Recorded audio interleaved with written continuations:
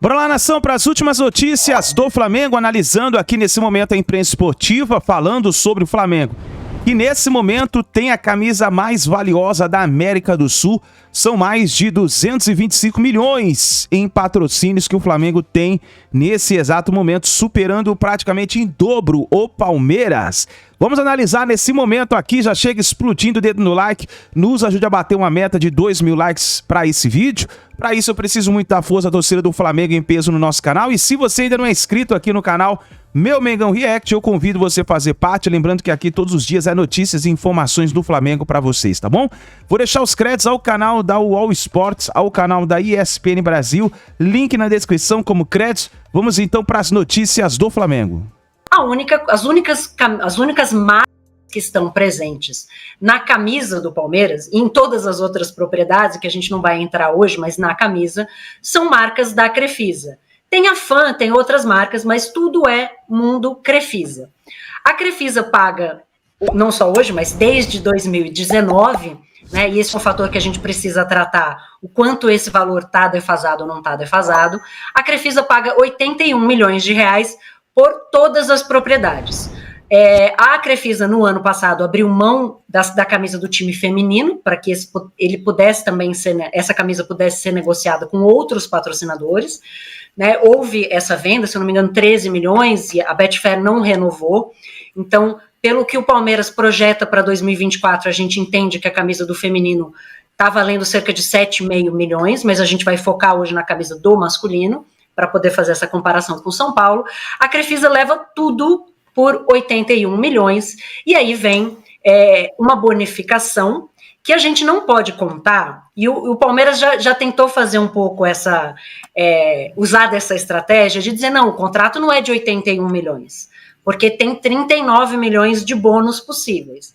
Mas isso, gente, entra num outro fator que é bastante importante quando a gente fala de receita dos clubes, que é a receita recorrente. É aquele Pix que você sabe que vai cair na conta.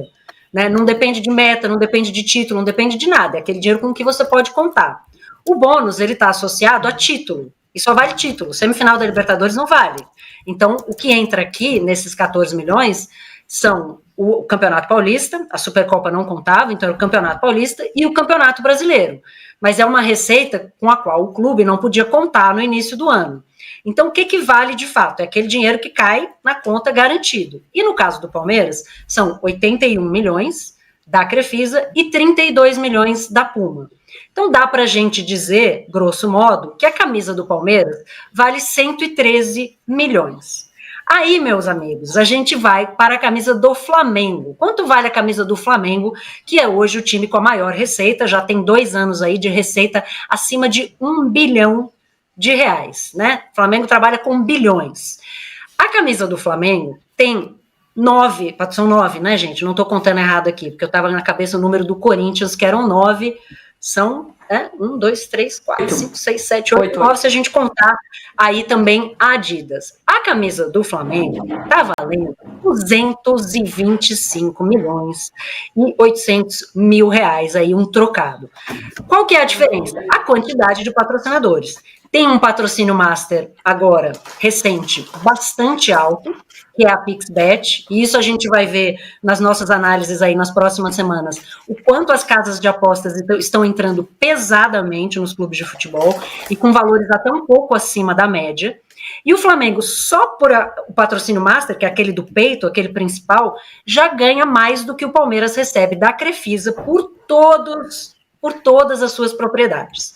Então, só por aquilo ali, o Flamengo vai receber 85 milhões, o BRB, que era o principal, passa para a Omoplata, né, aquele patrocínio aqui no ombro, então permanece no Flamengo, mas pagando um pouco mais de 6 milhões. E aí tem um outro diferencial grande do Flamengo, além dessa diversificação, né, de muitos patrocinadores, que é o contrato com a Adidas. O Flamengo é o clube mais popular do Brasil. O Flamengo vende muita camisa. Então, não só a exposição da Adidas, né, nos jogos, essa exposição de marca comercial, mas aí a gente entra na questão de venda de camisa mesmo. Então, isso é um contrato que é difícil a gente comparar com os outros e dizer, não, o Palmeiras podia ter um contrato melhor, o São Paulo, né, que guarda 7 chaves o valor do seu contrato com a New Balance. Isso aqui é muito difícil da gente comparar, porque, de fato, a gente está falando do time mais popular do Brasil, que vai vender mais camisas sempre. Então, é um valor que vai ser sempre maior do que os outros.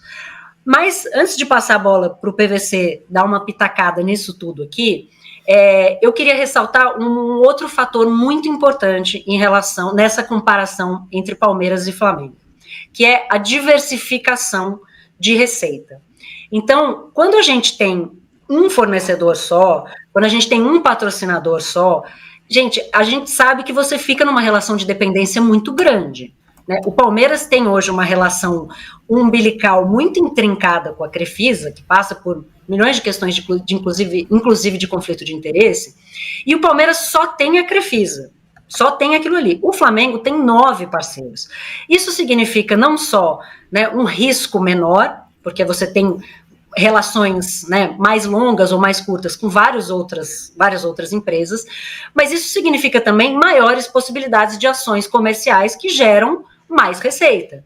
Então, ativações de patrocínio, outros contratos, coisas que vêm adicionais para além da exposição da camisa, que você tem 9 marcas com que lidar, né? O Palmeiras hoje só tem Crefisa e Puma. Então, isso é uma coisa bastante importante para a gente olhar, e aí depois a gente vai falar das outras fontes de receita, né, que tem Match Day, que a gente chama de Match Day, que é sócio-torcedor, bilheteria, e todas essas coisas que são mais complexas, porque elas não são aquele dinheiro garantido, né? O clube não sabe quantas pessoas vão comprar ingresso para cada jogo. Mas o patrocínio está ali, caminha de mão dada, junto com os direitos de transmissão, como hoje as principais fontes de receita do clube. E aí eu vou deixar aqui uma pergunta para o PVC, vou jogar o PVC na fogueira. Se a gente considerar que o Palmeiras hoje tem esse contrato com a Crefisa de 81 milhões, desde 2019, e se a gente considerar que tem uma questão ainda, gente, o bônus, aqueles 14 mil, que foram 14 milhões esse ano, que no máximo chega aí a 20 e poucos milhões no ano em que o Palmeiras é campeão de Libertadores, na prática, esse dinheiro vai direto para o bolso da Crefisa para pagar a dívida eterna que o Palmeiras tem com a Crefisa. Então, esse é um dinheiro que não cai no Palmeiras, é um dinheiro usado para pagar essa dívida. Se a gente olhar para isso, se a gente olhar para o fato de que hoje essa receita de patrocínio com a Crefisa é cerca aí de 10, 11% da receita total do Palmeiras, que já foi 15%, já foi 17%, esse patrocínio do Palmeiras com a Crefisa, que é menos do que o Flamengo vai receber só pelo peito ali, da PixBet, tá defasado, PVC? Tá defasado, claro que tá. E a Leila Pereira, no ano passado, naquela entrevista coletiva em que muita gente disse que a Leila era a presidente mais criticada do Brasil, e não era. O Duílio foi muito mais criticado do que ela. O Rueda nem se fala. Ali a crítica foi a ela ter sido autoritária em alguns momentos da entrevista. E no momento que ela falou, por exemplo, me mostra o contrato que eu banco na hora. O contrato está posto. O contrato não é público, né? Nem o contrato da Crefisa com o Palmeiras é público, mas a gente tem os números. Então é só você comparar os números, e a Leila assumiu o compromisso naquela entrevista coletiva de equiparar. Então, se ela quiser cumprir o que falou naquela entrevista coletiva, equipara. Porque nós vamos falar de que seja só a questão do omoplata mais o peito. O Flamengo já está na frente só no patrocínio master. Agora, isso. E ela tem algumas referências de PVC. Ela fazia referência à camisa do Corinthians, que no ano passado bateu 123 milhões e que esse ano também deve subir, né? O Corinthians que também chegou a ter 9 parceiros, e ela falou, me mostra o contrato do Corinthians que eu pago 123 milhões, e aí tá até desvalorizando a própria marca, né, PVC? Porque se pode pagar 123 milhões, por que não tá pagando? Mas ela falou, respondendo ao Corinthians, mas ela falou sobre outros clubes. Então o Flamengo está nessa também. O Palmeiras está atrás do Corinthians e do Flamengo. Agora, a gente aprendeu nos anos 90, Alicia, que havia no futebol inglês, que foi o futebol que serviu de parâmetro de marketing muito tempo, e que os clubes ingleses, a grosso modo, faziam a divisão da receita em 3 partes, né? Match Day, dia de jogo, a TV, contratos de TV e sponsors, patrocinadores. Tentavam não ser escravos de nenhuma das 3 fontes de receita, dividindo 1/3, 1/3, 1/3. No Brasil, naquela época, a gente falava que os clubes tinham 80% do dinheiro vindo de contrato de TV. E isso foi se transformando. Se você pensar que o Flamengo arrecadou 270 milhões de reais de TV no ano passado, e são 1 bilhão e 300 de receita, está muito distante. Mas você tem 4 fontes de receita quando funciona bem em clube brasileiro. Porque você tem match day, direitos de TV, sponsors, patrocinadores e venda de jogadores. Esse número, para mim, é espantoso. Há 10 anos, ou há 11 anos, final de 2012, quando o Eduardo Bandeira assumiu a presidência, depois da presidência da Patrícia Amorim, o Flamengo faturava 248 milhões de reais, o total. Hoje o Flamengo fatura 225 milhões de reais, 225,8, portanto, arredondando para cima, 226 milhões de reais, que é quase toda a receita de 11 anos atrás, só na camisa. E fatura 250 milhões de reais em vendas de jogadores. Se você considerar que você tem a receita total de 11 anos atrás, quando se dizia o Flamengo precisa vender jogadores porque não tem dinheiro, e hoje ele vende de jogadores o que tinha receita total, então não está na hora da gente começar a pensar que alguns clubes podem abrir mão de venda de jogadores como receita. Ninguém está dizendo que não vai vender jogador, né? A gente está no mundo globalizado. O Real Madrid vende e compra. Mas o Real Madrid não pensa em venda de jogador como planejamento de receita. Quando começa o ano, você fala, eu vou arrecadar 225 milhões de reais da minha camisa, eu vou arrecadar 270 milhões de reais de televisão, eu vou arrecadar 500 milhões de reais com outras receitas de marketing e vou arrecadar 250 vendendo jogador. Não, isso é bônus.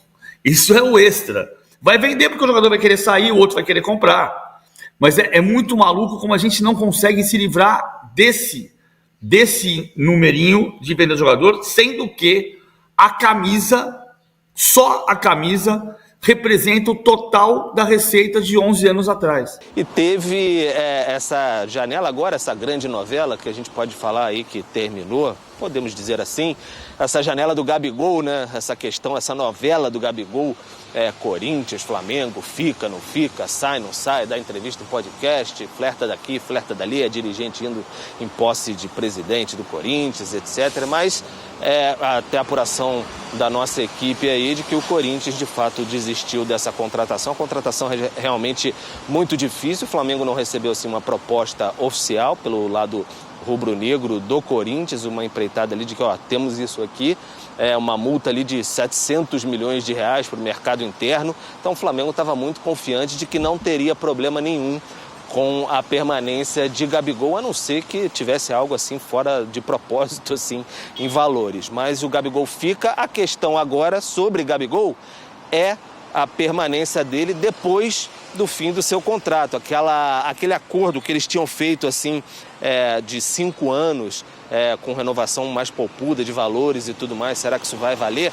A partir de julho, 1º de julho, ele já pode assinar um pré-contrato com outra equipe. Pode ser o Corinthians ou qualquer outra, sairia livre o Gabigol. Então fica essa expectativa. O Flamengo ainda no mercado, dificuldades por Léo Ortiz e também o Juninho Capixaba, questões de valores assim com o Red Bull Bragantino pedindo mais do que o Flamengo deseja pagar, e também dificuldade, mesma batida ali pelo Vinha com a Roma, também de valores. A Roma pede mais do que o Flamengo deseja pagar. Tá, então, nação, as últimas informações do Flamengo. Vamos ver o que vai acontecer aí no percorrer do dia. Mas tá aí, hein? Flamengo faturando muito alto aí com o patrocinador. Vamos ver o que o Flamengo vai fazer nessa temporada 2024, que pretende ser muito promissora pro nosso Mengão. Tamo junto, nação. Obrigado por você estar aqui até o final do vídeo. Deixa o seu like, se inscreva no canal. A gente se vê no próximo vídeo.